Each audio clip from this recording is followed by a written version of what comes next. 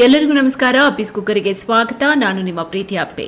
ವೀಕ್ಷಕರೇ, ಸ್ನಾನ ಮಾಡುವಾಗ ಸ್ವಲ್ಪ ಹುಷಾರಾಗಿರಿ. ಸ್ನಾನ ಮಾಡುವಾಗ ಕೆಲವೊಂದು ತಪ್ಪುಗಳನ್ನು ಮಾಡಬಾರ್ದು ಅಂತಾರೆ ತಜ್ಞರು.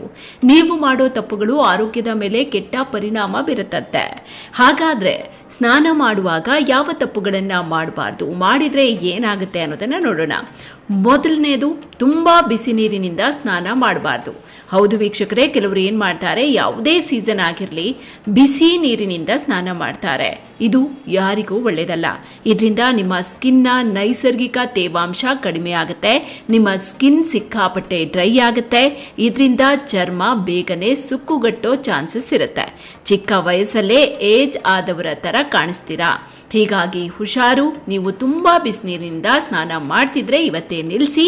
ಸಾಧ್ಯ ಆದಷ್ಟು ಉಗುರು ಬೆಚ್ಚಗಿನ ನೀರಿನಲ್ಲಿ ಸ್ನಾನ ಮಾಡಿ. ನೆಕ್ಸ್ಟ್ ಒನ್, ಪದೇ ಪದೇ ಸೋಪು ಹಚ್ಚೋದು ಒಳ್ಳೆಯದಲ್ಲ. ಕೆಲವರು ಏನ್ ಮಾಡ್ತಾರೆ, ಸ್ನಾನ ಮಾಡುವಾಗ ಪದೇ ಪದೇ ಸೋಪನ್ನ ಹಚ್ತಾರೆ. ಇನ್ನು ಮುಖವನ್ನ ಸೋಪು ಅಥವಾ ಫೇಸ್ ವಾಶ್ ನಿಂದ ಆಗಾಗ ವಾಶ್ ಮಾಡ್ತಾನೆ ಇರ್ತಾರೆ. ಇದು ಒಳ್ಳೆಯದಲ್ಲ.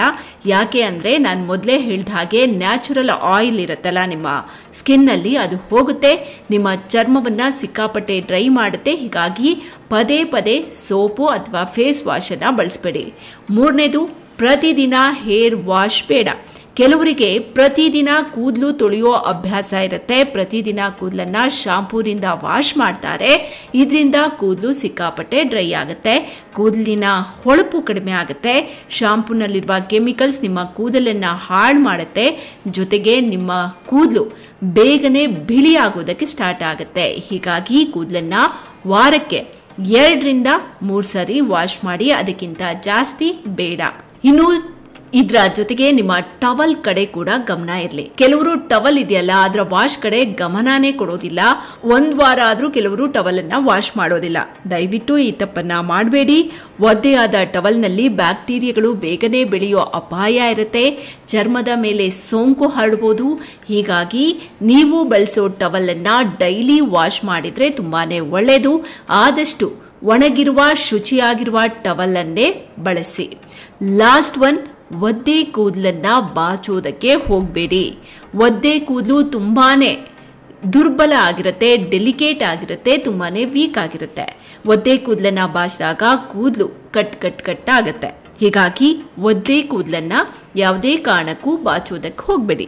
ಇದರ ಜೊತೆಗೆ ಕೂದಲು ಉದುರೋ ಚಾನ್ಸಸ್ ಕೂಡ ಹೆಚ್ಚಾಗಿರುತ್ತೆ. ಹೀಗಾಗಿ ಒದ್ದೆ ಕೂದಲನ್ನ ಬಾಚೋದಕ್ಕೆ ಹೋಗಬೇಡಿ. ಆದಷ್ಟು ಕೂದಲು ಒಣಗಿದ ನಂತರ ಬಾಚಿದ್ರೆ ತುಂಬಾನೇ ಒಳ್ಳೆಯದು. ನಿಮ್ಮ ಕೂದಲು ಕೂಡ ಸೇಫ್ ಆಗಿರುತ್ತೆ. ನೋಡಿದ್ರಲ್ಲ ವೀಕ್ಷಕರೇ, ಸ್ನಾನ ಮಾಡುವಾಗ ಯಾವ ತಪ್ಪುಗಳನ್ನ ಮಾಡಬಾರ್ದು, ಮಾಡಿದ್ರೆ ಏನಾಗುತ್ತೆ ಅನ್ನೋದನ್ನ ಆದಷ್ಟು ಹುಷಾರು. ಮೇಲಿನ ಟಿಪ್ಸ್ಗಳನ್ನ ಫಾಲೋ ಮಾಡಿ. ವೀಕ್ಷಕರೇ, ಇದು ಎಲ್ಲರಿಗೂ ಕೂಡ ಯೂಸ್ಫುಲ್ ಆಗುವಂತಹ ವಿಡಿಯೋ. ಹೀಗಾಗಿ ಆದಷ್ಟು ಶೇರ್ ಮಾಡಿ. ಇಷ್ಟ ಆದ್ರೆ ಲೈಕ್ ಮಾಡಿ. ಜೊತೆಗೆ ನೀವಿನ್ನೂ ಕೂಡ ನಮ್ಮ ಚಾನೆಲ್ ಅನ್ನ ಸಬ್ಸ್ಕ್ರೈಬ್ ಮಾಡಿಲ್ಲ ಅಂತ ಅಂದ್ರೆ ಈ ಕೂಡಲೇ ಸಬ್ಸ್ಕ್ರೈಬ್ ಮಾಡಿ. ಪಕ್ಕದಲ್ಲೇ ಬೆಲ್ ಐಕಾನ್ ಇರುತ್ತೆ, ಅದನ್ನ ಕ್ಲಿಕ್ ಮಾಡೋದನ್ನ ಮರಿಬೇಡಿ. ಮತ್ತೊಂದು ಹೊಸ ಇಂಟ್ರೆಸ್ಟಿಂಗ್ ಯೂಸ್ಫುಲ್ ವಿಡಿಯೋ ಜೊತೆಗೆ ಆದಷ್ಟು ಬೇಗ ನಿಮ್ಮ ಮುಂದೆ ಮತ್ತೆ ಹಾಜರಾಗ್ತೀನಿ. ಸಪೋರ್ಟ್ ಮಾಡೋದನ್ನ ಮರಿಬೇಡಿ. ನಮಸ್ಕಾರ.